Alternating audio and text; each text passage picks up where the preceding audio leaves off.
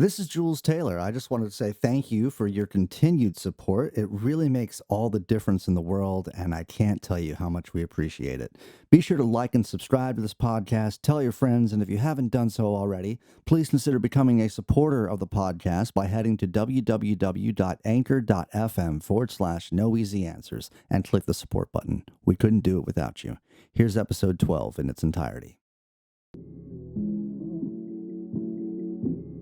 I find that songwriting and your songwriting ability is directly connected to how good you are at empathy.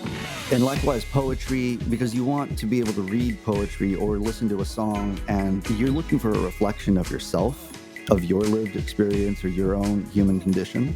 But it's all like this alchemy, this sort of kind of like an eightfold path to like developing your empathy, your songs get better, and then you're able to understand the world more. Today is Saturday, November 21st. The year is 2020. This is No Easy Answers, and I am your host, Jules Taylor. Today, like all days, I have no easy answers for you.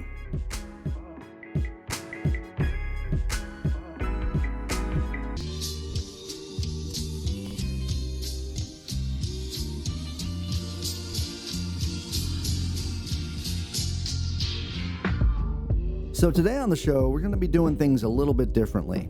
This is the point in the show where I'd normally introduce the premise of the episode and introduce our guest. But instead, I wanted to take this time to make an announcement.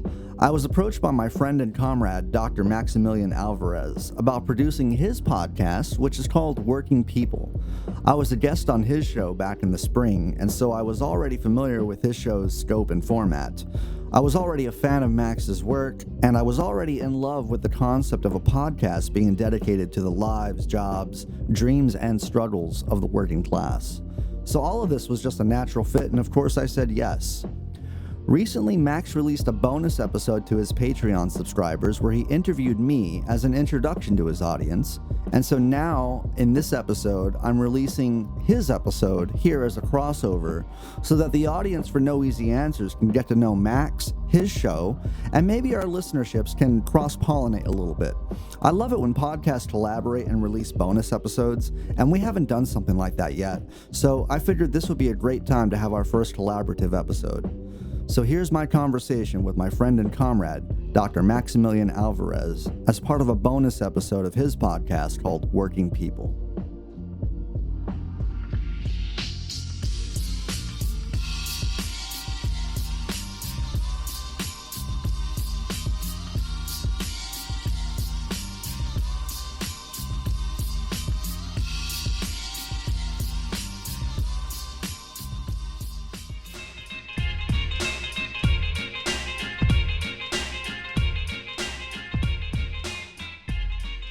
All right, welcome everyone to another special bonus episode of Working People, a podcast about the lives, jobs, dreams, and struggles of the working class today, brought to you in partnership with In These Times magazine. We are doing things a little bit differently today, so as you'll kind of notice as you're listening to this, I'm not kind of doing a pre-recorded intro for this bonus episode. We're trying to kind of test out and see how it works if I kind of fold the intro into the interview for today. And I guess I just kind of wanted to explain for all of our great patrons out there that we are entering a really exciting new phase of the show where we're kind of, trying to couple things out, trying to mix things up, try to really kind of elevate the show, give it more of a professional feel, really take this thing into the stratosphere. We've got 3 seasons and, 3.5 going on 4 years under our belt, close to 200 episodes and bonus episodes and mini casts. So, we've done a lot of great stuff. We're really excited about all of it. But, now, with me, getting this new job at being the editor-in-chief at The Real News, and with everything being kind of as crazy as it is, I've been telling y'all on the Patreon feed for years now, right, that like if we can build up the subscriber base enough that would allow us to kind of invest more of that money into the show, get better equipment, and get transcripts of the interviews up on a nicer website. And most importantly, get a producer to really help me out with shit because I've needed one for a long time. And I could not be more excited to let y'all know that we have now a new official producer. He is the one that I'm talking with today, and I want to let him introduce himself to y'all. So, yeah, Jules, why don't you introduce yourself to the good patrons? All right. Well, thanks, Max. My name is Jules Taylor. I am a sound engineer, musician, podcaster, a writer, a philosophy nerd, and a songwriter. And I am now the producer of this show. So I'm going to make sure everything sounds great and work with the editing and do all those things that a polished podcast should have the whole way around. And I'm really excited about it. I've known Max for a little bit over Twitter, and he actually invited me on one of the shows when we did when he did the COVID essential workers show. So I feel like this is a really cool pairing, and I'm just really excited about the possibilities. And yeah, I guess that's what I have to say about that. Hell yeah. Now, like, I mean, we figured that, we're Jules and I have been kind of scheming and plotting out season 4 of the show, which is going to be coming very, very soon. We're hoping within the next 2 weeks to kind of really launch the next season of the show. But we figured, until we get there, since our patrons, have been loving and supporting us all this time, and, we want to always kind of make sure we got bonus content up on the Patreon feed for y'all. We figured this would be a great opportunity to kind of get Jules on, learn more about him, and yeah, talk a little more about the show itself, where we've been, where we're going, and where we are able to go now because we have Jules and his expertise kind of on the team. And so, again, I just really wanted to underscore for everyone listening that we could not have brought Jules on without your help, all your love and your support and your Patreon subscriptions over the years. It's been a long uphill climb to get kind of like the number of subscribers we have now. Which, like, it's still pales in comparison to I think where we want to be, but it's like we love and value and appreciate everyone who has kind of thrown down and thrown their support behind this show. It's truly kind of an honor to see, look back and see how this thing has grown, really connect with the people who listen to it regularly and who, give us $5 to $10 of their hard-earned cash every month to keep the show going and to help us keep getting better. And so I won't gush too much because we're here to kind of talk about Jules and talk about the show. But again, I just really, really wanted to thank everyone listening for all your love and support. It means the world to us, and we're going to make you proud. We got a lot of exciting stuff coming up in the next season. And Jules is really going to help us spearhead that. And yeah, Jules, like you said, listeners may actually kind of recognize your voice if they listen to the 2-part kind of COVID episodes that we did back in late spring when the pandemic was really kind of just kicking off, and now it's like we're entering. I don't know what fucking wave of the pandemic we're entering now, but it's a very, very scary one. The numbers are spiking, and that's incredibly scary for a thing that grows exponentially. But I guess I don't want to start off on too dour of a note. So let's take a step back. Let's take a step back and get to know a little more about you. Like we said, we got Jules Taylor, musician, audio engineer.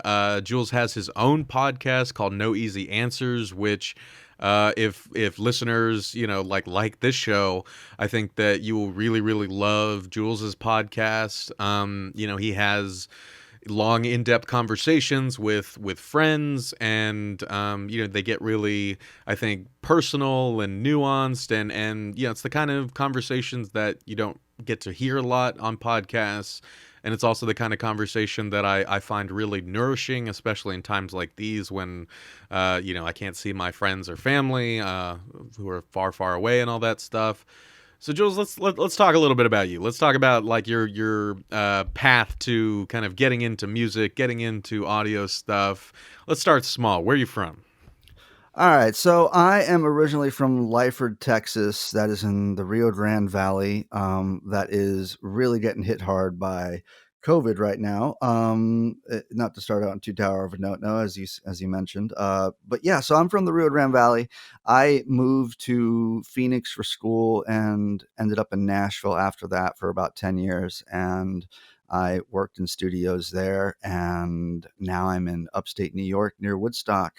And I guess music has always been part of my life. It kind of once I started writing songs, it kind of just became the only thing I did for a while. I was really obsessed over the process, and ultimately that led me to audio engineering school and living in Nashville and being an engineer there. And it wasn't until I moved to New York in somewhere around 2012 or so that I decided to refocus what I was doing with my career and turn away from engineering to being an artist. And so the albums and music that I've released is based on that focus, because I just figured I'd worked on a whole bunch of other records, and why didn't I work on my own records? And so that was the whole process of, generating the songs and material that would be worthy in a sort of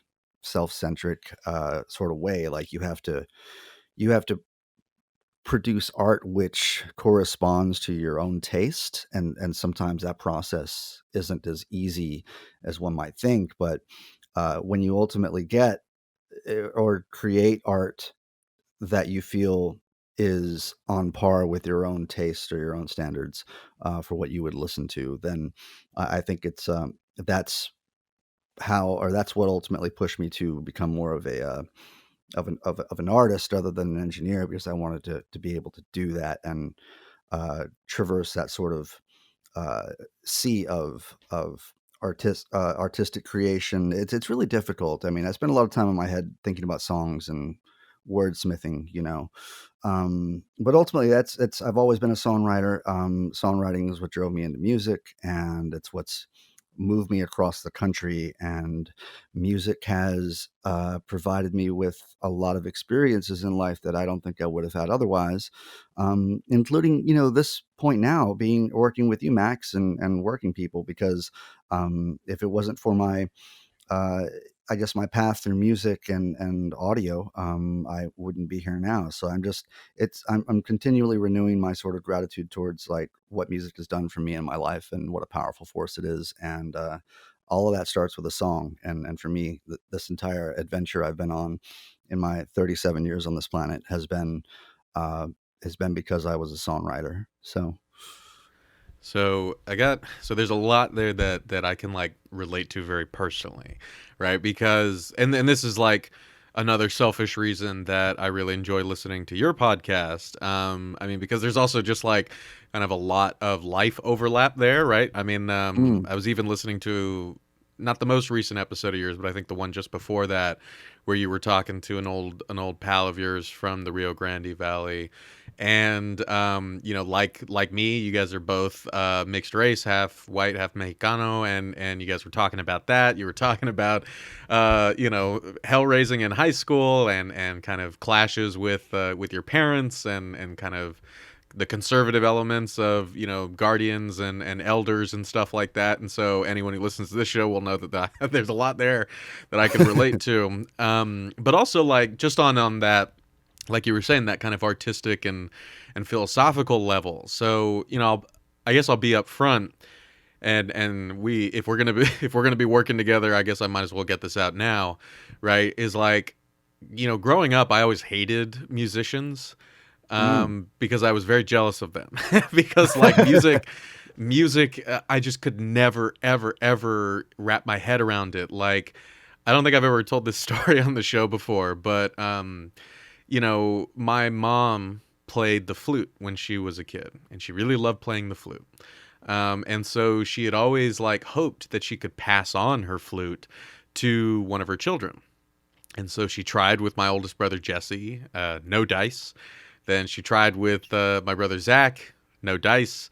And so I was the only one who showed like a little bit of interest in playing just any instrument. And so I remember this moment in my childhood where my mom like, took me through her bedroom into like her and my dad's closet.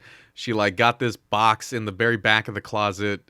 She like blew the dust off it and like opened it, and there was just this like old, dinky flute that she had, and she was like, it was just such a big moment of like passing it on to me. And then you like smash cut to me like in junior high music lessons, with the rest of the class. I didn't like. I mean, the thing might as well have been a screwdriver. Like, I didn't know what to do with it. Like, I was just like, I would just blow into it, nothing would come out, and so I just started making the tones with my mouth. I'd be like, whoop, and that was as close as I got to playing an instrument. And so like it was always like I guess being myself a very artistic kid, being I think a very philosophical kid. Like my mom very much taught me to love and embrace art. I was a huge bookworm. I was always I think looking for some medium of artistic expression.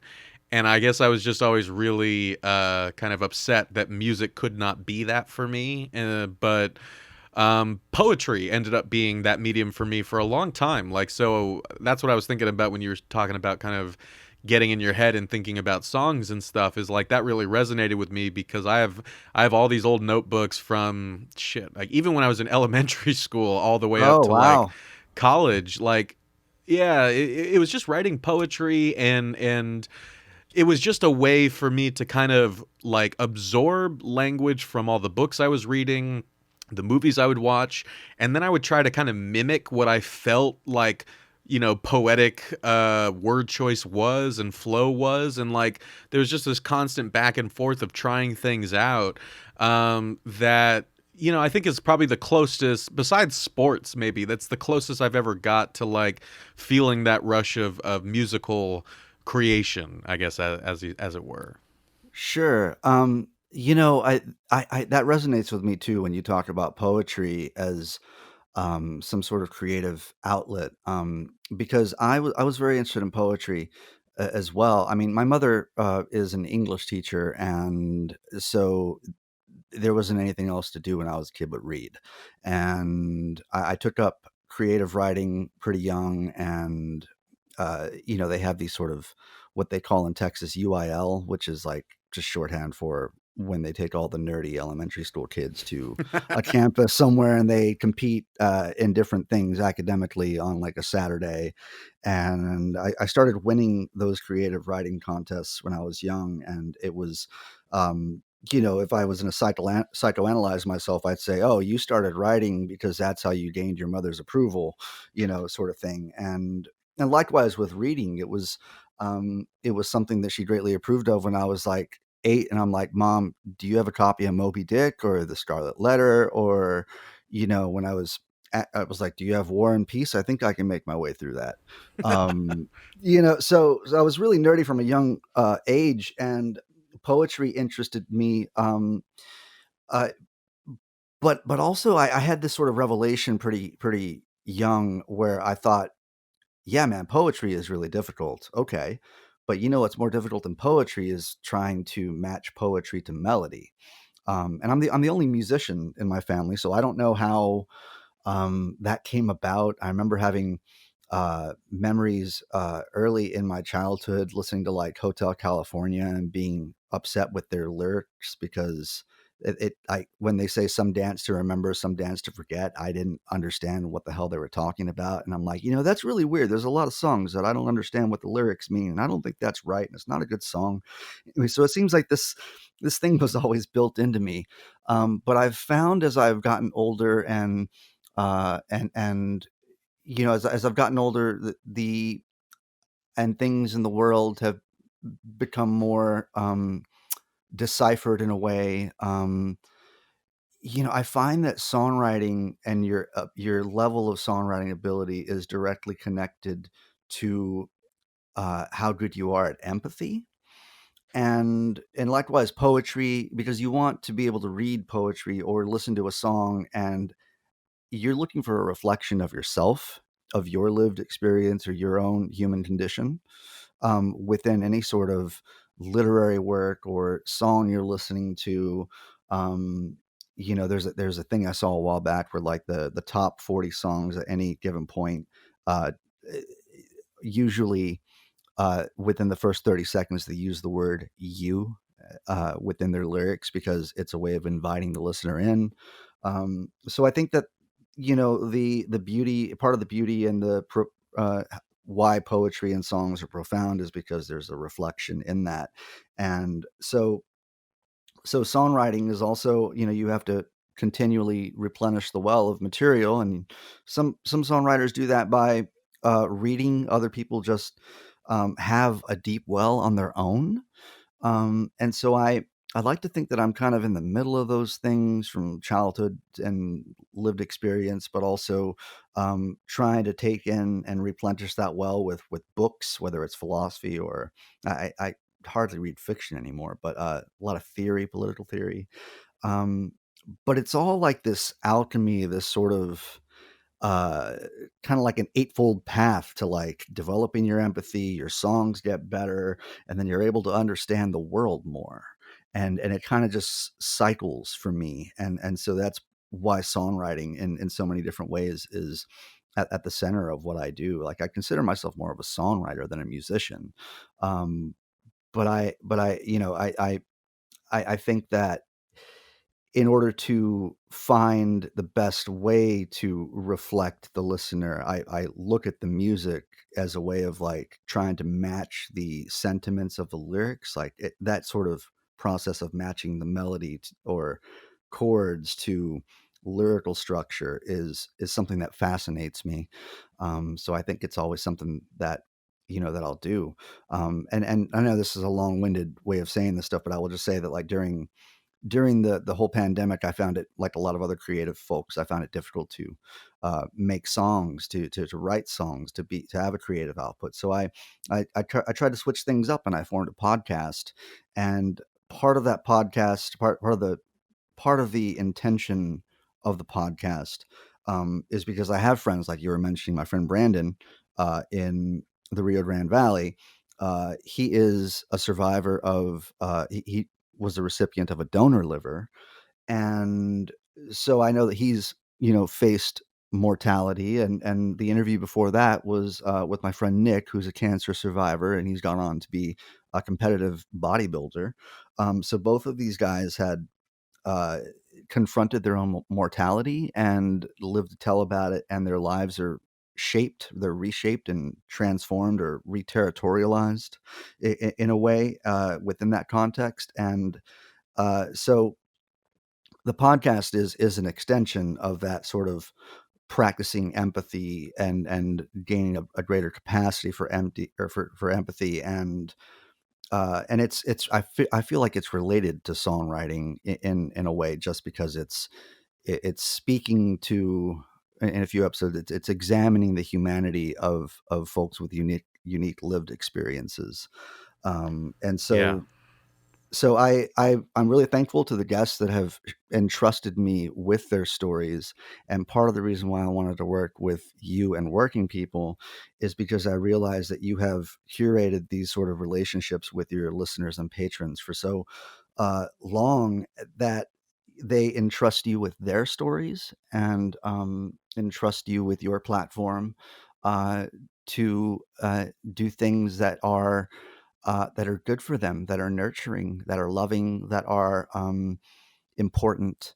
And so that's part of my admiration for you, Max, is just that you have curated such a unique thing, and that's also why I'm excited to work with you, and is also weirdly an extension of songwriting for me as well. So Hell yeah, man. Well, I mean, I imagine that listeners, after kind of hearing you talk just now, will like, there will be no question in their mind about why we felt this was like a good partnership, right? It's like, I think that we are yeah, very much on the same wavelength, not only in kind of terms of how we kind of approach the medium, but also, like with the seriousness and the beauty, the seriousness with which we approach kind of these conversations, and the ways that we see them as kind of being connected to these other forms of art and empathy, as you said, and so I want to circle back to that in a second, because I think it's like a great bridge for us to kind of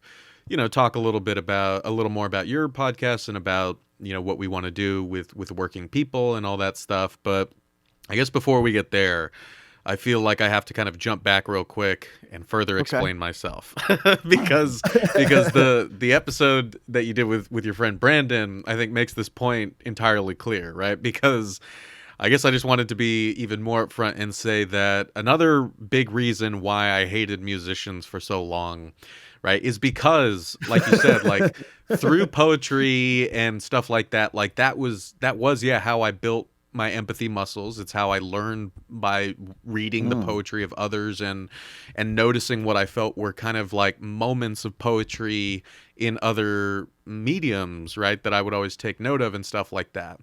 And yeah. so, like, obviously, as a teenager, especially, right, like, you're trying to show people that you are that caring, kind of empathetic person, that if a friend or a girl that you like or a guy that you like has you want to talk to them, you want to connect with them, but you're awkward and you don't know how to show that to them, right? You hope that maybe the poetry will show that for them, right? But obviously, it doesn't work that way as well as it does for musicians. And so I was always pissed in high school that, like, all the girls that I liked, they always fell for like the dumbass like musicians in my high school, who I was like that guy has as much empathy as, like, like a puddle on the street. Like, that guy is a meathead. Why are you saying that guy is so deep when, like, he's an idiot? Right? So, like, and it was funny to hear you and Brandon kind of on that episode talk about, I think there was that one story where you were taking your prom date to the park because you were gonna serenade her, because you even said, he was like, oh yeah, music was how I learned how to get chicks. And then, like, your friend then your friend, like, takes your guitar. So I don't know, it really kind of brought all that back up for me. Oh, well, dude, I will tell you, and this is why that works out to be the way it is, man. Is if you, let's say you're a novelist, right? It's really difficult to like be like, "Hey, man, I've got this 400-page manuscript. Would you be a friend and read this and offer me critical feedback?" I mean, that's a really big thing to ask of someone, you know. And maybe if you're a painter, you kind of have the opposite end of that, where somebody can look at that, and that experience can be as, I mean, it can be a second, it can be a moment, it could be, a few minutes of staring at it, but it's still kind of it's not, certainly not like a novel, which takes hours and real cognitive effort. But music seems to hit this sort of medium of where it's like it's not it's not hard to ask someone, hey, do you have 3 minutes and 30 seconds?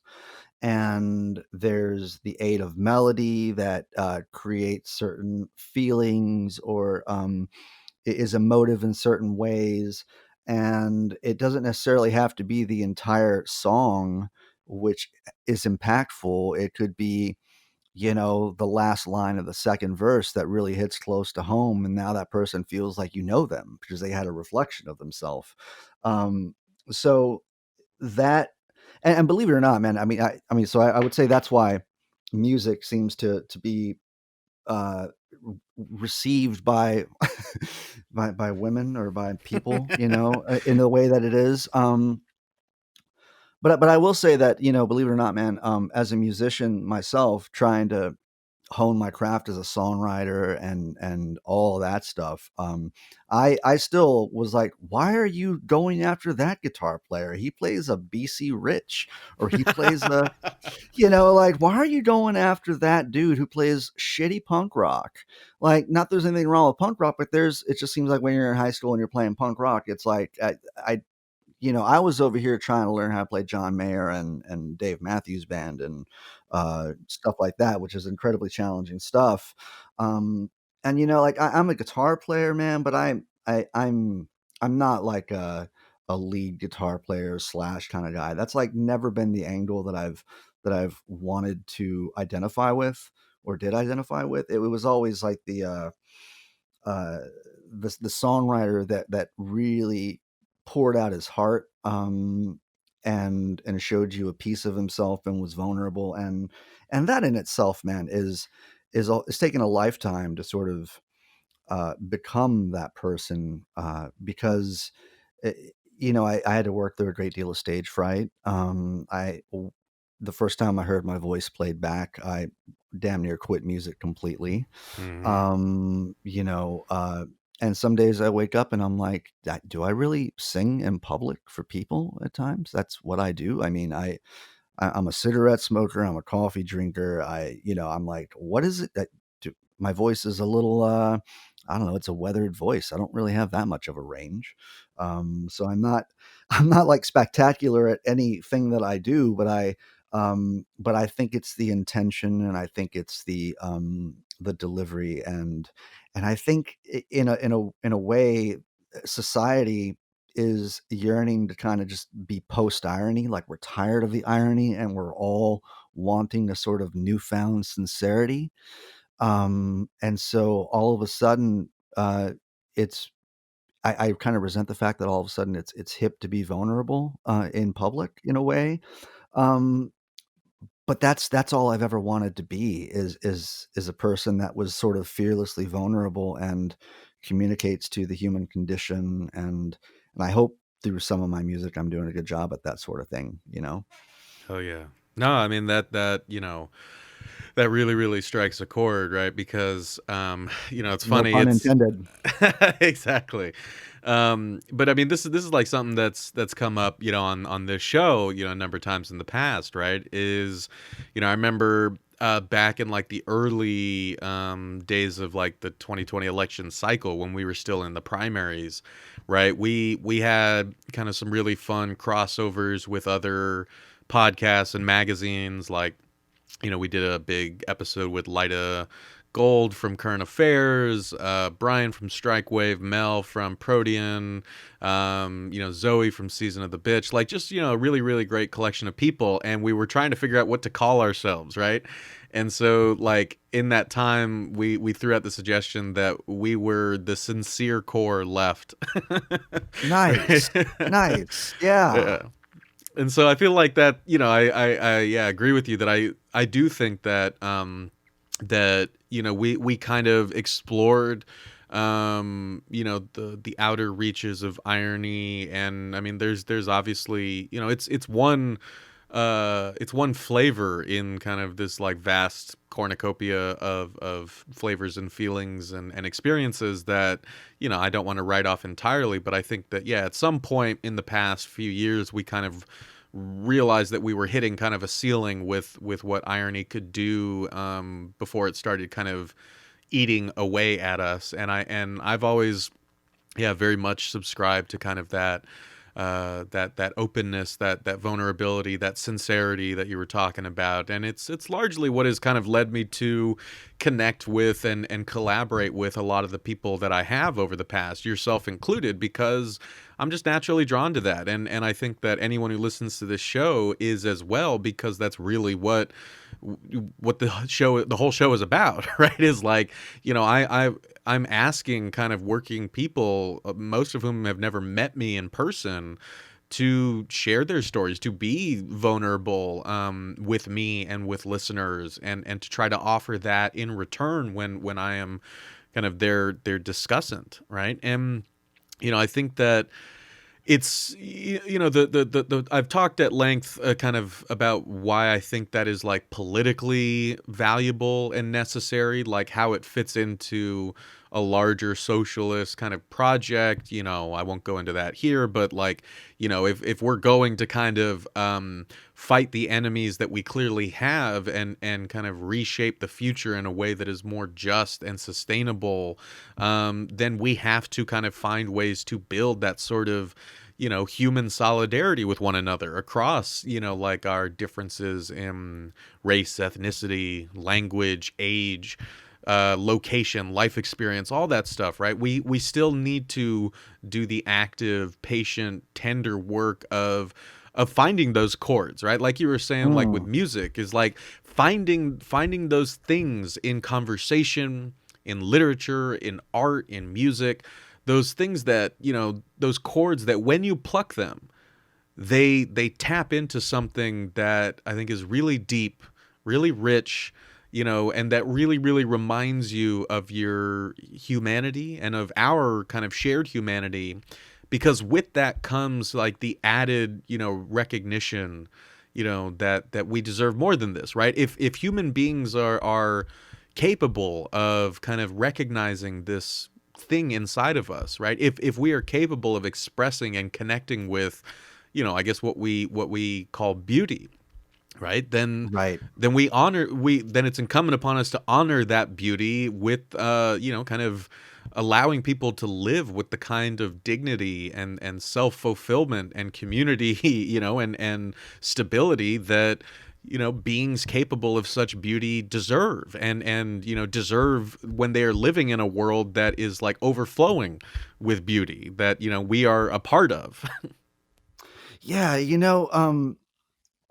I will say that I think for me, a large part of even being available or having the capacity to embrace a world that is ours to win, and a world of possibilities, and a world that's overflowing with beauty, to arrive at a point where I actually was able to believe those things and be capable of believing those things. I think a large part of that had to do with deciphering the world around me, which is part of one of the beautiful things about the teachings of Marx, is that when you start looking at the world and history and culture through a Marxist lens, um, it really is it's magical the way that it can reform the world around you in a way that you can trace, as opposed to um, some of the ideologies that are around today, where I think the fundamental anxiety of a lot of folks is stems from, however consciously or subconsciously, uh, from not understanding the way the world is structured, operates, and reproduces itself.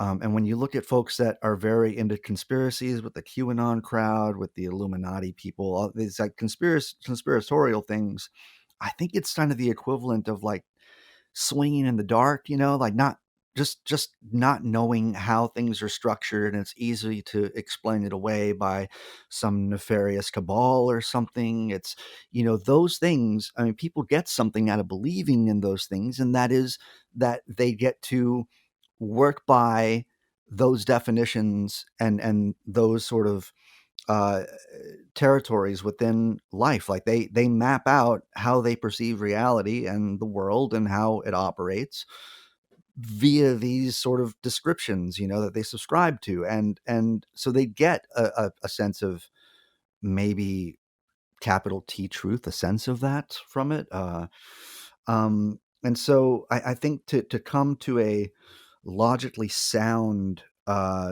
way of perceiving the world, in a way that leaves you more sincere, and uh, championing things like generosity, kindness, compassion, all those things. A big part of that is deciphering core questions like, do you believe that human beings are fundamentally good? Well, why not? And is that based on the system you live in, or is that a genuine, I mean, even just deciphering, like, is it society, is it conventionalism that leads you to think these things, or is it a genuine, you know, self belief that you've generated, like, and questioning yourself with questions that are difficult to answer and perhaps unsettling to ask, which is, philosophy in general. But yeah, like I really try to curate and search for folks around me, like yourself, that put these things as a non-negotiable uh, quality of character. Like, do you have a capacity for empathy? Are you able to connect with other human beings in a way that sort of uh, illustrates the sort of precariousness of the human condition. The sort of thrownness that we are into this life, like not knowing where we came from or where we're going or why we're here. um, and just being able to resonate with other human beings in that context is, I mean, I most of my friends and I have a small circle that I keep, but I would consider them in that camp that that champions those sort of things. Right. And I mean, like, even if like, we don't all kind of sit and try to kind of think about it in these terms, right? I mean, I think this goes back to what you were talking about how you flex those empathy muscles, right? And how you try to make those empathic connections with people through music, through art, and through, what I, see as like, what I would call the literary, right? In my daily life, right?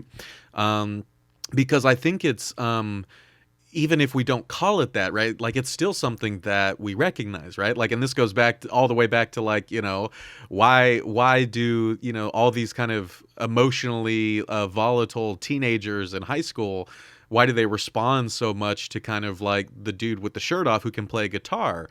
And yeah, I think that there's, I'm essentializing a bit, right? But like at the same time, right, I still remember like moments, some of my favorite moments and kind of, just flashes of memories from my working life, right? Or moments in the warehouse, or moments when, I worked at like a Barnes and Noble, and like we had closed down for the day. And so we had that hour, right, between closing and like Mm. everyone leaving, where we were restocking shelves and shit.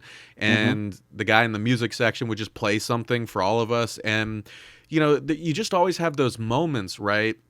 And I think my dad really helped implant this in me, because he would always like play his records, and he would tell us, he's like, listen for this like moment right now, like just a guitar riff, right? Or Right. something like that, that just, you find it so hard to explain.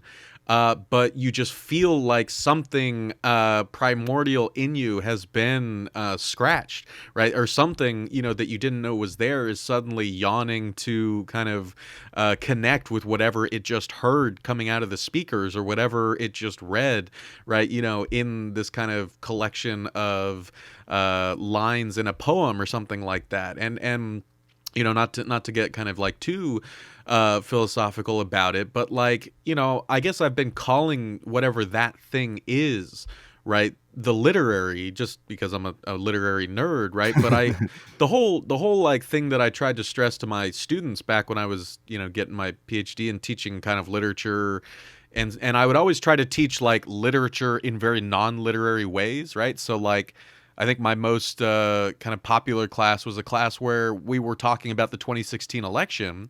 And I was like, let's talk about what is literary about this election, like, or how we can use literary analysis to understand what the fuck is going on, why Trump appeals to people, why Clinton doesn't, like, and I guess to kind of bring it back to the podcast, right?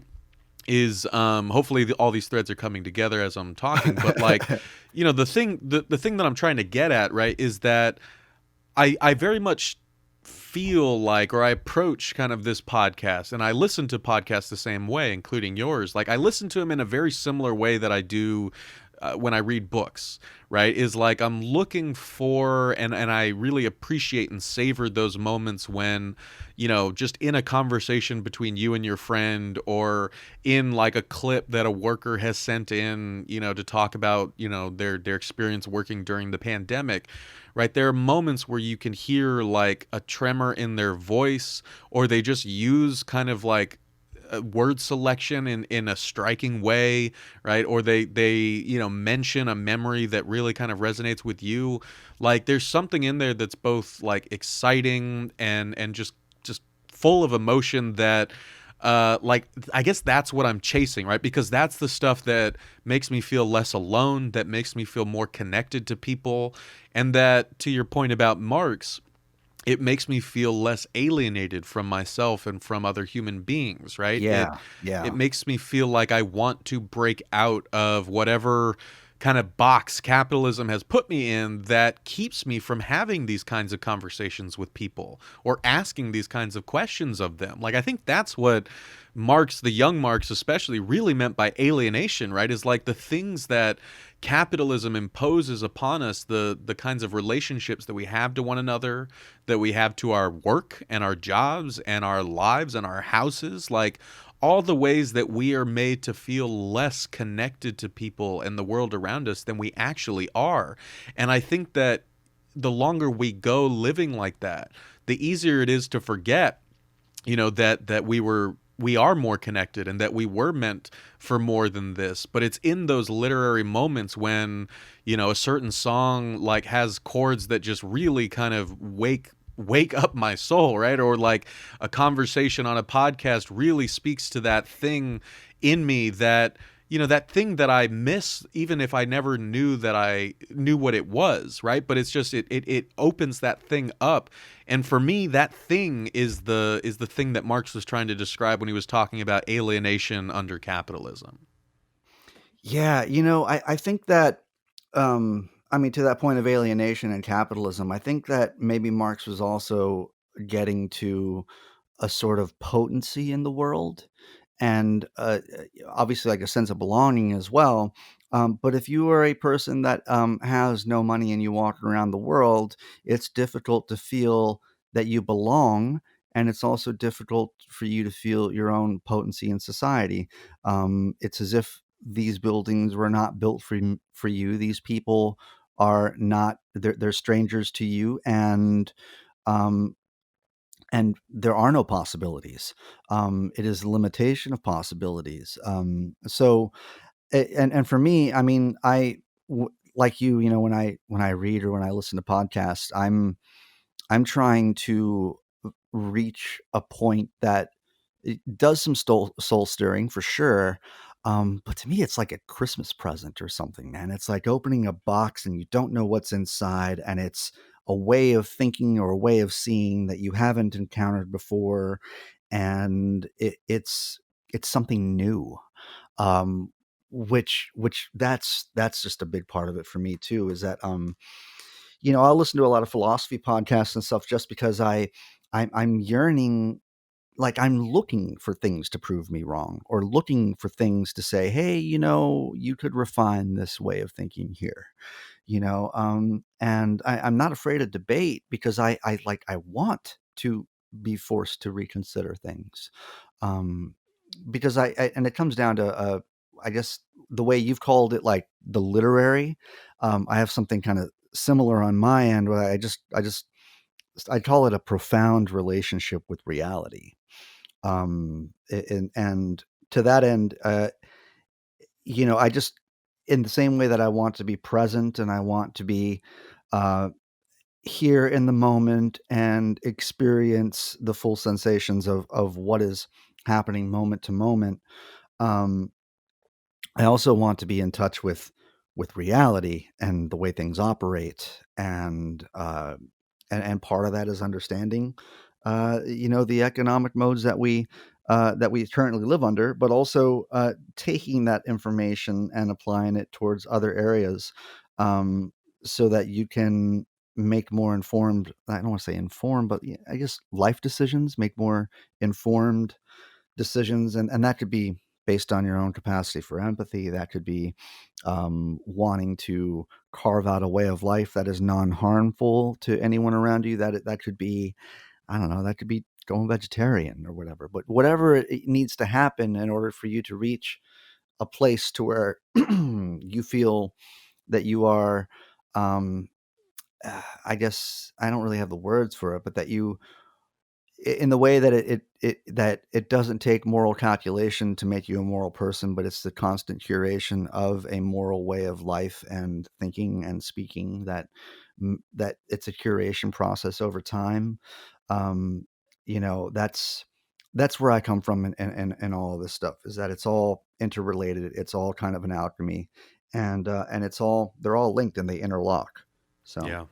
No, absolutely. And like, and I want to kind of like aim that, like as we kind of round things out a little bit, I want to kind of like take that and zero in on like your podcast and this podcast. But I guess like before the last thing I wanted to kind of say on this, right, is like, when you talked about Christmas, right, like that really kind of made me think about, I don't know what to call it, if it's like a thought experiment, but it's like, just one of those things that you do in your head that you've been doing for as long as you can remember.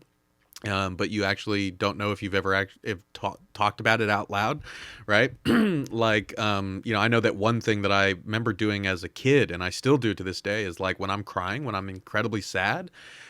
As a kid, I used to go into the bathroom and see if, like, even while I was crying, if I could still smile, because I think somewhere when I was a kid, the Hmm. thought came across my mind that if I got too sad, I would never be happy again.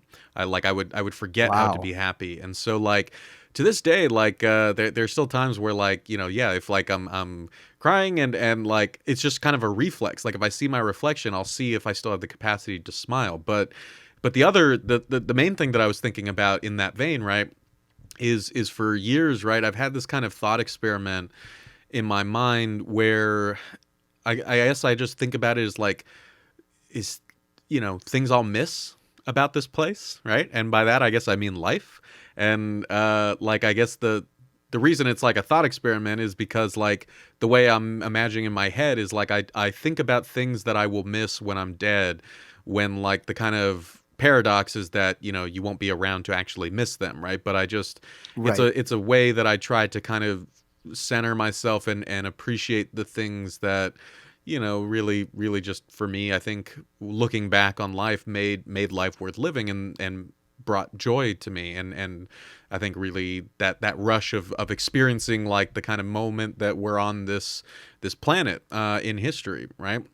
And Yeah. so like one of the one of the things that I guess there's a long list. I feel like I've jotted them down, in notebooks over the years, but like one is like you said, like, the holidays, like the feeling of when you were a kid, like just that kind of nostalgic vibe that as you get older, you feel like you can never capture again, but just that kind of excitement leading up to the holidays. Other things for me were like playing basketball with my brothers or with my friends late in, like at that moment when the sun was almost going down, you were drenched in sweat, but it just started to cool down and you just felt very alive.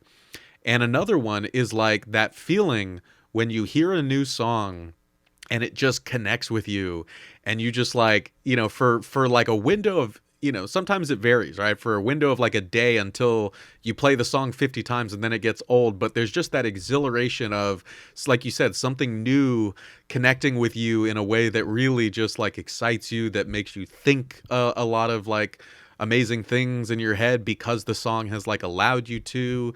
It's just I guess that's not like anything that we could really like take and apply to other areas of this conversation, but I guess it was just something that I realized I'd never actually said kind of out loud. But like when I Yeah. think back, those moments of like coming across new songs and feeling that sense of excitement, that's one of the things that I'll really miss about this place.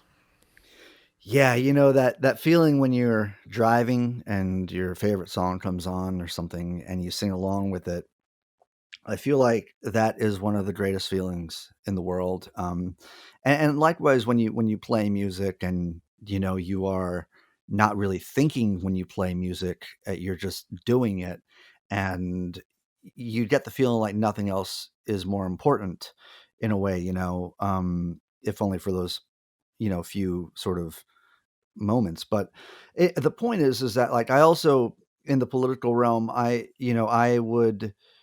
I'm very upset that because I dedicated my life to music. I wanted to do that. I wanted to focus on it. I'm like, yes, this is the most important feeling, and that's what I thought when I was younger, and why I decided to go to school, why I decided to move across the country to Nashville, why I interned and almost starved working for a big gaudy studio in Nashville for a while. There's a lot of effort and stuff that's gone into it. Um, and wouldn't you know it, we just can't have fucking nice things, man, because there's fascists out there, and at the end of the day, it takes a lot of resources and, for me to be able to sit down at a table and write a song, it takes at food, water, leisure time, a roof over my head, and an inspiring instrument. Like I, I feel a bit of guilt for having the time, resources, and things to be able to do the things that I do, and so that weighs on me a little bit.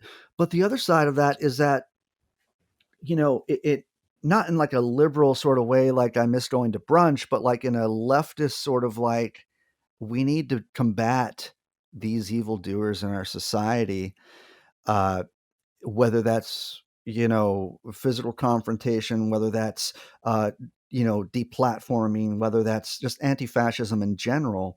Um, Part of the motivation for me is like, you son of a bitch, I should be making music right now, or I should be creating art. I should be forwarding these projects which I've dedicated my life to. And you are taking time and energy away from that. So at least in my studies and my readings and my in whatever I do to learn, equip myself to greet the day um and to combat fascism or be anti-fascist in my own capacities for that, um, at least I can get a little bit more capacity for empathy out of these studies and practices and alchemy and stuff like that. But yeah, so it's a bit political for me too, in a way. So Hell yeah. No, absolutely. I mean, like this is I'd love to, I guess, like by way of like talking about kind of the upcoming season, right? Like this sure. is, I mentioned that my mom, was the one who really kind of taught me to love and appreciate art, right? And Hmm. like I actually she's the only Alvarez now that my oldest brother Jesse has finally been on the show. She's the only one who hasn't been on the show.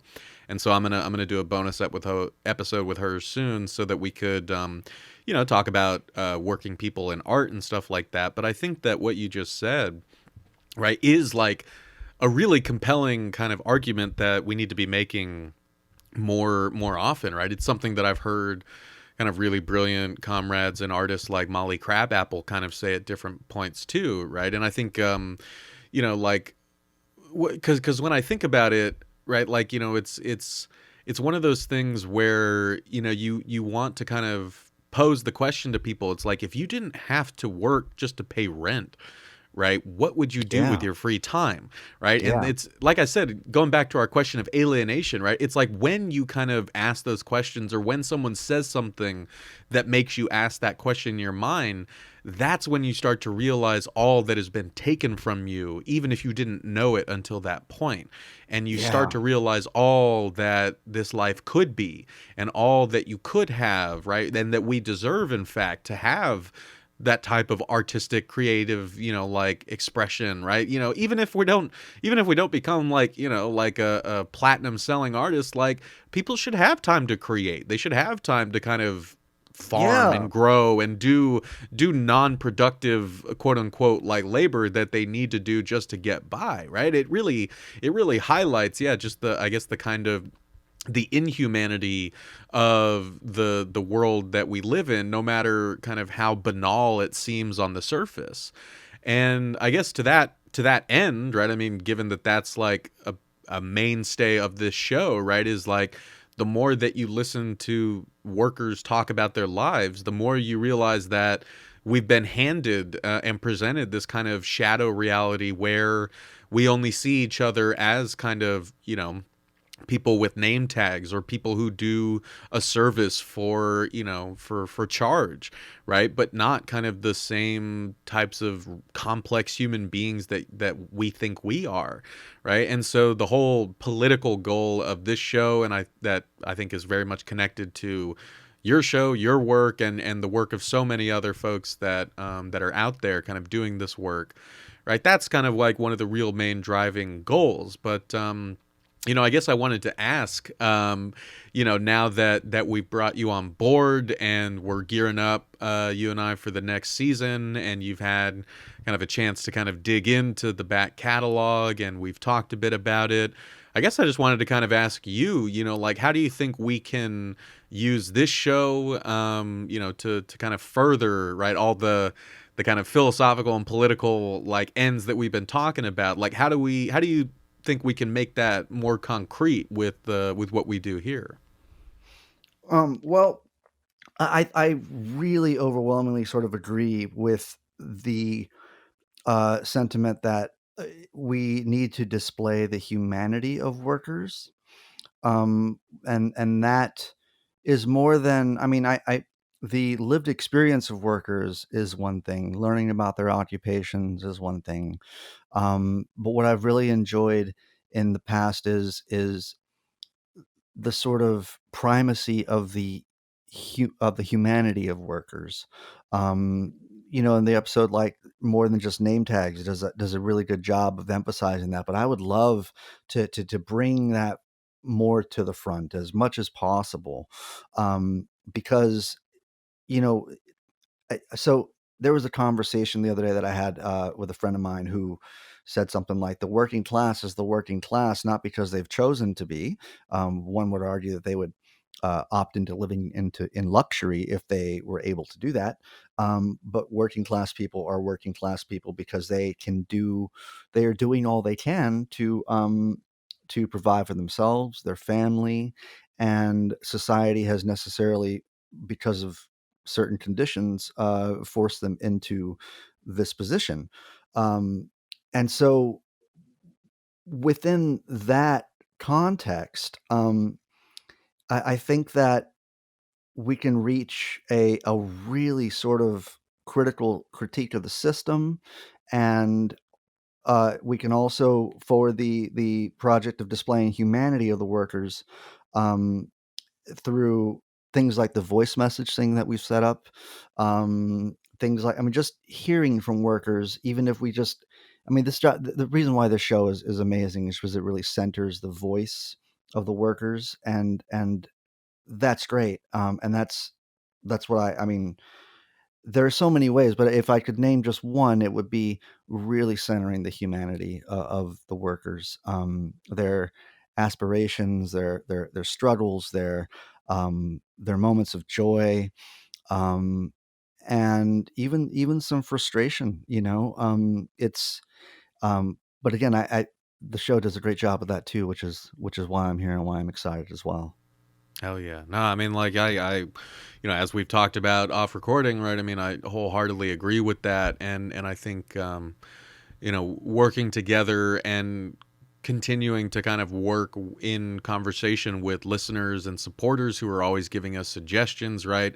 That's the most exciting part about doing this, right? Is feeling like it is like a collaborative process. Like, I made it an interview based show for a reason, right? It's because I didn't Right. just want to do this by myself. That seemed like very boring. And yeah, I think that you're exactly right. Like, I've tried over the past few years to kind of incorporate more elements like that, right? Like we just did a mailbag episode over the summer where we asked listeners to send in like questions, and me and my siblings answered them. Like I want to do more stuff like that. But yeah, also like you said, like Jules set up for us like this voice message kind of what's the word? Like a inbox, right? A voice message inbox that we'll link to in the show notes here, and we've now got it up on our Twitter and Facebook. So if folks want to leave us voice messages, we want to make that a regular part of the show, right? Like it doesn't even have to be about the show itself. If you just have like a quick story about your job or about yourself and your family, about organizing that you're involved in, about an experience you've had listening to the show. Like we really want to make each episode, like Jules was saying, like, yeah, like a something that really centers kind of the voices of the community that we're trying to build here and the community that we hope we're working towards, not just with this show, but with kind of the broader effort of people who are really trying to kind of tap into and honor and lift up, the humanity of ourselves and our fellow workers, right? And part of Yeah. that, also goes with like, adjusting the other parts of the show that, are have probably been more products of just the way that the show was built, right? I mean, Jules, I've talked to you about this, and I know our listeners have heard me kind of talk out loud about this over years, like trying to figure out what the right balance is, but like I've never known fully what to do with the introductions. Because like if you I mean if you go back to the first season, right, like where I was still just like trying to get 200 people to listen to each episode, I felt like I had to write like an essay at the beginning of each episode, like convincing them that they should listen to the next 2 hours of me talking with a worker, because I knew how much I was asking of them, and how little people had been conditioned to actually listen to a conversation with a working person that they'd never met for that long. And so I always felt like especially for the first two seasons, I always felt like I had to plead with people and convince them that they should keep listening. And I had to kind of justify the existence of the show. And on top of that, right, I was always in that growth mindset, right? We've been growing bit by bit over all these years, to kind of get the listeners that we have and the subscribers that we have. And so I was always in the mindset of like, okay, we've got some new listeners, we've got some new followers, like, so I have to kind of explain to them what this show is about. But I think we've been, as you have rightly pointed out, it's like we've been around long enough. We've established like our core listenership long enough that like we don't need that anymore, and we can move towards kind of centering the discussions, centering the voicemails, centering the folks that I'm talking to. Right, of course, there will still be a lot of opportunities for me to interject with my thoughts, to kind of talk more about political stuff on the bonus episodes or the special episodes. It'll be a nice mix that I think will bring out the parts that people like most about this show, without kind of unnecessarily long intros or anything like that. And I guess the last thing I wanted to say on that, right, to your point, which is something that is, I feel, has always been latent in the show, but that I'm excited to kind of bring more to the fore as you and I work on the next season. Mm-hmm. Right, is like, in terms of centering that humanity, right, of our fellow workers. Right, what I've tried to kind of do to make good on that promise, right, is I mean, even in the titles of the episode, right? I title from the first season. I titled the episodes after the person I'm talking to, right? I Right. asked them to introduce themselves, right? I make sure that we spend a good chunk of time just talking about them and their backstory before we start talking about their work and struggles on the job and stuff like that. But I guess like the thing to tease out, right, is like it's the person, right? It's the human being who's really the subject of this interview, not the job that they're doing, right? And so the job is going to be an essential ingredient of that, right? The worker side of ourselves is going to be a huge kind of, and continuing kind of focus for this show. But I guess just it's about kind of shifting the frame a little bit so that like what you're seeing and what you're hearing, right, is a human being like yourself with a complex kind of history, interior life, like who has hopes, dreams, struggles, and frustrations, just like all of us, who is living this life and who is doing this work, right? Like if that Yeah. makes sense. Yeah. I think obviously that our hearts are with the working class and are always on the side of society's most vulnerable and the disenfranchised and those people who the system has failed. And so, if anything, I would be open to sort of widening that lens a little bit to maybe having like I would love to, and I'm just throwing this out here on the air with you right now, but Throw like that. to have like an episode where we specifically feature the unhoused, Mm-hmm. and we speak to them about what their kind of lived daily experience is and how the system is inhospitable, to say the least. You know, um, uh, I also, I mean, that's just one idea, but like I said, I mean, I'm always going to take the side of those who the system has failed and the most vulnerable, and I'm a big believer in that, what Cornell West says, and allowing the suffering to speak. Um, and so I think as long as we follow that sort of shared intention, I think that the content will continue to be enriching. Because ultimately, at the end of the day, the reason why you were writing essays at the beginning of of your episodes was because you were trying to make a promise of enrichment in a way. Like, this will be enriching to you if you just listen, and here's all the reasons why. When I think that anything that we stay on focus with our shared intention will not only be profound, but will be enriching and will be valuable to the listenership for sure.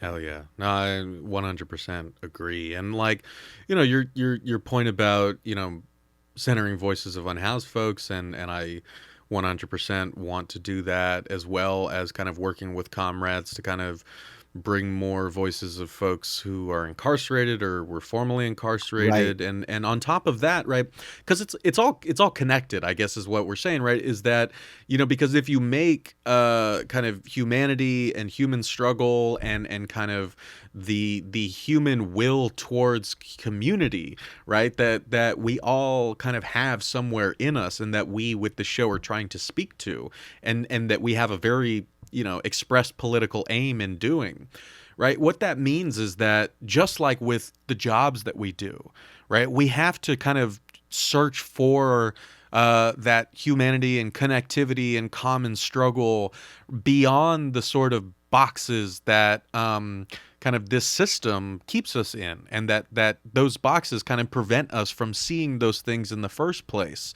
And so whether that's like learning to see the people delivering your mail as, people going through their own shit who you probably have a lot more in common with than you do a celebrity or a billionaire, right? Or if it has to do with, seeing people, who are unhoused as somehow less worthy of, dignity and shelter, which they're not, right? Breaking out of those sorts of like systemically adjusted like lenses that kind of give us the ability to filter out, right, all the kind of pain and injustice that, if you were a child, you would just say like, this is wrong, this shouldn't happen, we should fix this, Right. right? But on top of that, right, like in terms of thinking about the politics of all this, right, I also really want to kind of break. I know I've said this from the beginning of the show, and we've done kind of little, we've made little steps in this direction, but I really, really want to kind of accelerate that, which is like, if this show is going to fulfill that original promise that you were talking about, the promise that I felt I had to constantly make to people, I think you're spot on about that. Like, the idea was like, listen, I promise you, having this conversation changed me, and if you listen to it, it will change you as well. So please just Right. listen to it. Like, to fulfill that promise, right? And to fulfill the promise of kind of building working class solidarity through these kinds of conversations, through kind of giving workers a platform to share their stories, that needs to be fundamentally internationalist in nature, right? Absolutely. And Yes. yet, and so that means that, like, yeah, like, it's not just workers within our borders, right, or workers who are citizens, right, who matter, right? We are a global working class, like fighting a global ruling class. Yeah. That if you fight that on nationalistic kind of grounds, you're going to lose, because you're fighting something that isn't limited to those same national boundaries. And this came up like very front and center back in season 1, when we did the big series on the GM layoffs, right? Mm. Because like I did like these compilation episodes with workers from factories in Detroit, in Youngstown, Ohio, but also in Canada, right? And because I wanted to show that, like, workers on different sides of the U.S. Mexico and U.S. Canadian border, right? This was a struggle that involved all of them, and pitted them against a kind of common enemy, and that enemy was in turn trying to pit the workers on either sides of those borders against each other, right? And Right. so, there was that. There was also like the big episode we did this past season on the French general strike that was really like something I was very proud of. I want to do more shit like that, right? The idea for this show was to build it up so that it was a show that highlighted the voices and struggles of workers around the world. Like even if we needed to get, spot translators and interpreters and stuff like that, like that's the real pie in the sky kind of goal. But I think that it's another thing to kind of throw in this pot that we should be building towards. Yeah, I mean, however we can chip away at this sort of hyper individualist culture, I'm all for it. And when I say hyper individualist, I'm not trying to eliminate individualisms. I think it's perfectly sort of reconcilable with the collective. Um, but I think that however we chip away at that hyper individuality, we're also breaking through to we're breaking through the noise of what what the working class has to deal with, this sort of constant fight or flight, adrenals pumping, work to do, always under a threshold of stress, which has its health effects and creates its own tensions in the lives of the working class. Um, if we can chip away at the individuality towards the collective and foster and curate working class solidarity, especially international working class solidarity, I think that we are also cutting through a lot of the noise and forging and forming and bringing to fruition a sort of community where everyone can kind of see that they're not alone. They are not individuals in this struggle, that we are collectively struggling, and our efforts must be collective as well, and that obviously extends beyond national borders for sure. So yeah, I'm right there with you 100%. Hell yeah, man! I'm all pumped for this, and I guess this all just goes to say, to anyone of our patrons listening right now, right? Please take us up on this. If we really really want to hear from you, if you have like workers that you want us to talk to, or topics you want us to cover, right? Or if you have a voice message that you want us to play on the air, like please engage with us on this, because that's really the direction that we want to be moving in.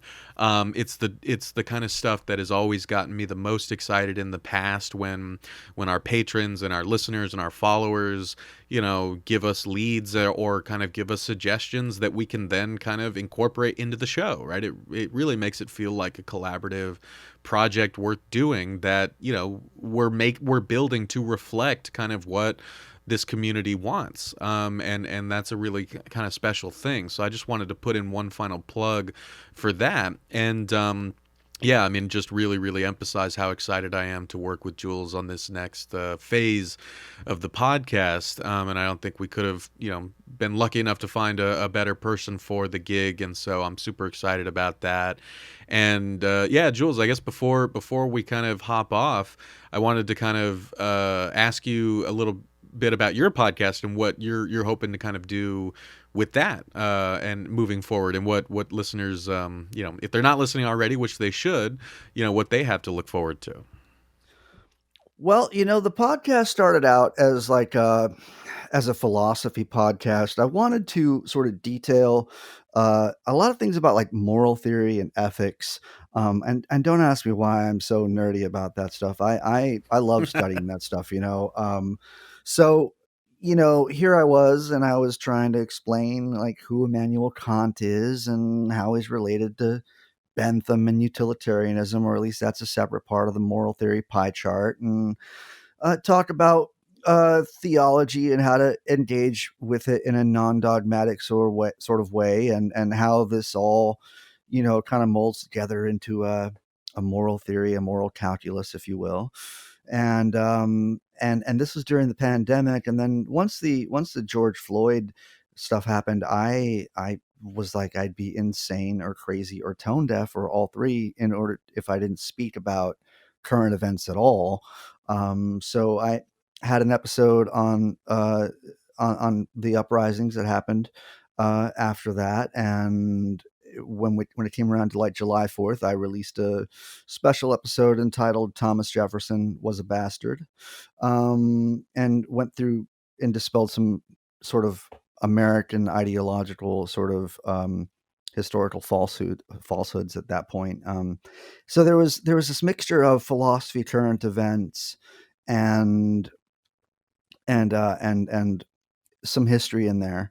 But the direction that I've taken it over the last few episodes, I've been specifically sort of examining. Because like yourself, Max, I'm biracial, and I felt that, and this was something that, and I don't know if you would agree to this, or maybe you could even answer this for me or something. I don't know, but I over a couple of years ago, I started reading through a bunch of W.E.B. Du Bois, and he really changed the way that I viewed a lot of things, and primarily that his concept of dual identities, and also reading some Frantz Fanon started to make me understand why growing up as like a half Latino person, I didn't want to learn Spanish when I was younger, and it's like, oh, wait a second, I am a colonized person, and that border did move over us, um, and at least in growing up, I thought it was like my job to assimilate into American culture, and for lack of a better sort of, I guess, just sort of assimilate into whiteness in a Mm-hmm. way. And so I started examining that. And in the process, I was like, I have my friend Brandon, who is kind of opposite of me, whereas like he is, not opposite. He's not Latino, but he was raised by a Latino family, but he's got red hair and he's really white, but his last name is Villarreal. So he grew up in these sort of conflicting worlds of Hispanic culture, being the only white dude. And then I grew up with like, I even told him during that conversation that, my actual first name is Julio and my middle name is Saldana, and then my last name is Taylor because my dad is a Gabacho. So it's like I have this weird thing going on with my name where it's like, you should have the American first name and the Spanish last name, but instead I have this two names that are Spanish and then a really white last name. So like Julio Saldana Taylor, it just sounds weird, and it's always sounded weird to me. And it sounds like it's two-thirds Matador name or something. Um, so this concept of dual identity that I gained from Du Bois, and reading more of his work, combined with some Frantz Fanon, um, really led me to seek out and have socially conscious conversations with folks that I've known for a very long time that I had never previously had socially conscious conversations with in the past. So I have a two-part episode with my friend Sam, who is biracial and he's half black, but he grew up in the Hamptons as like one of the only, like the only kid of color around. And then my friend Brandon, who grew up in the Rio Grande Valley, who was the white kid named Villarreal. And through those conversations, we sort of talked about some of the unique struggles of growing up and understanding that your skin color doesn't look the same color as your mother's. And my friend Sam had to have his mother used to, when he was a kid, she used to break out the baby pictures and say things like, no, this is proof that you're mine. And I know that I think that the struggle of biracial people, and I don't want to call it the struggle, but the sort of unique contradictions of their lived experience sometimes get overlooked. And so that's part of the greater conversation, the arc of conversations in the podcast. And then there's also the other side of that, which was the examination or critical sort of interrogation of like of one's own mortality, knowing that I had some people in my life that entrusted me to share their stories, and with that, I wanted to examine and hopefully illustrate the way that facing mortality rechanges or reforms your life, and how you are fundamentally, qualitatively a different person after that. Because I think that there is, and this is kind of related to current events as well, just because I think that there's like a dark cloud of grief that hangs over this country right now, and in our national conversations, it's grim, and it's there's not a lot of hope there. But hopefully, through those conversations where hope was found, in the survival of a couple of my friends through cancer and a liver transplant, I was trying to create an enriching episode, a couple enriching episodes that would provide some sort of hope or a positive outlook despite that low-hanging cloud of grief, which we're more present to than at some times than others at this point. And the last episode I did with a YouTuber person, Peter Coffin, was specifically talking about Malthusian theory, because I feel like it's only natural for conversations about socialism to happen in a time when we have a recession, when we have economic disparity, wealth disparity, when we have uh, these sort of ways the system is failing the working class. But it also, I think that when times get stressful, and and neoliberalism, like always, tells us or informs us that resources are scarce, I think the topic of overpopulation comes up. And I it's never really parsed out in a way, overpopulation that is never parsed out in a way that they're very mealy mouths with the logical conclusions of saying there's too many people. So Peter and I kind of dissected um, the works of Thomas Malthus, the original guy who popularized the theories of overpopulation, and really thought out and worked our way through those social critiques, and just to determine that they're all bullshit, really. Um, but yeah, so there's a variety of sort of socially topical things that I've spoken about on the podcast, and I'm going to continue on with trying to show and trying to illustrate. I haven't to my. I'm just going to say this, man. I've got 11 episodes now, and I haven't interviewed a woman yet, and so I'm sorry for that. And the next guest is a woman, and I'm trying to. She's remarkable because um, she is a person that has worked as I want to say, as a therapist, or as like a group leader um, for men who were domestically violent. And I think that's a really, really crazy angle, because it takes a tremendous amount of empathy and compassion from her to have even dealt with folks like that in society. And she's also she has her master's in liberation theology as well.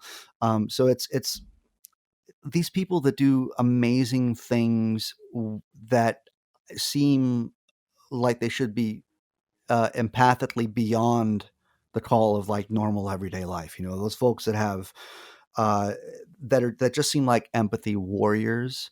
Um, I would really like to do a couple episodes. I have a couple people in mind, and one of those I know for sure is happening. I'm working on the second one, but I guess I'm going to continue on trying to center aspects of the human condition, and that's what the podcast has been attempting to do in a lot of ways, but also provide a sort of philosophical background for those things, like where these sort of strains of thoughts originate from. And like I did a whole episode.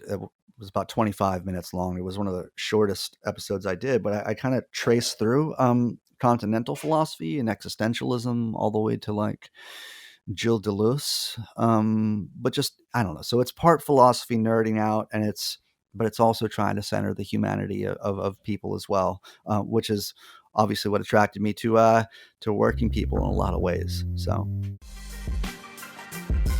Well, that's it for episode 12 of No Easy Answers. Be sure to check out the Working People podcast wherever you get your podcasts, and I will leave a link to the podcast as well as the Twitter handles for both Max and Working People in the show notes. As always, if you'd like to send any comments, concerns, criticisms, or vitriol, you can send those directly to noeasyanswerspodcast@gmail.com. Support for No Easy Answers comes from listeners just like you, so if you have not done so already, please consider becoming the next supporter of No Easy Answers at www.anchor.fm/noeasyanswers and click the support button. Until next time, take care all my guys, gals, and non-binary pals.